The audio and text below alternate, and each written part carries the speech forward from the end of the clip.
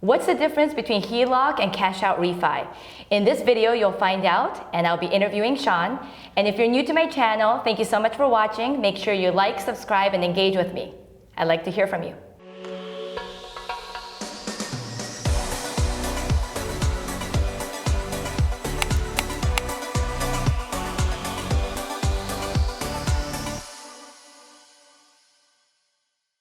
Sean, what's the difference between HELOC and cash out refi? So a HELOC is a home equity line of credit.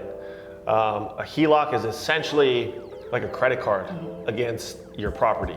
So for example, let's say you owe $100,000 and let's say your property is worth $300,000. You have $200,000 worth of equity that you could tap into.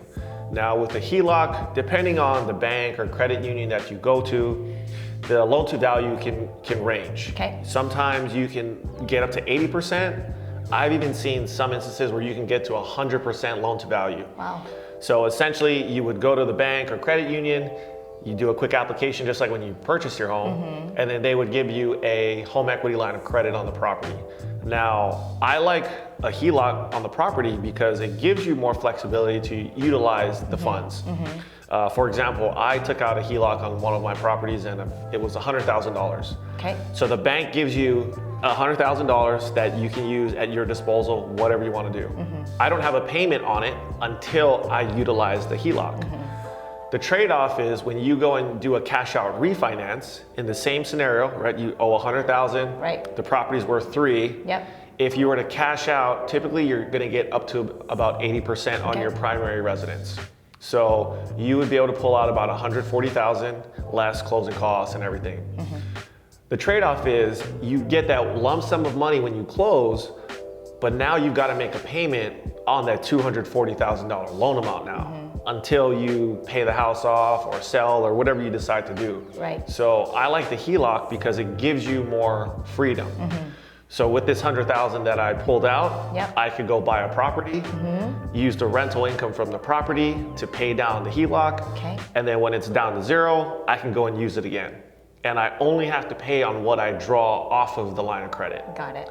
So to me, it gives, if you're an investor, it gives you a lot of flexibility. And a lot of people use HELOCs to actually pay their houses off a little faster too. Oh, wow. So you could, make a large payment towards the property. Right. And then what a lot of times they'll do is they'll take their paychecks and basically just throw it all back towards the HELOC.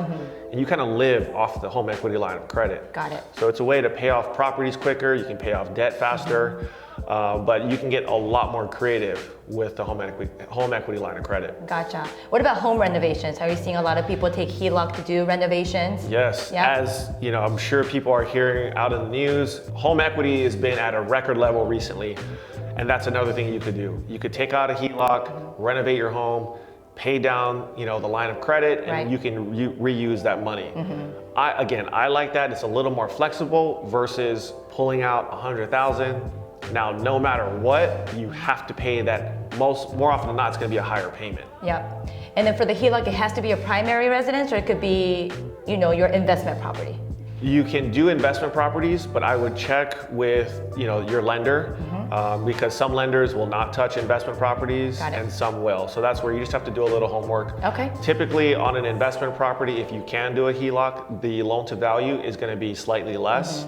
So you might be maybe at 70%, right? Versus on a primary, like I said, you can get 80. Sometimes I've even seen 100%. Yeah. So guys, these are great ways to leverage your equity, and a lot. Obviously, right now we've got like record high home equity, right, Sean? Absolutely. You've got so much money built into your home that you can leverage and take out for additional investment properties or renovations, or pay off, like you said, pay off your home sooner.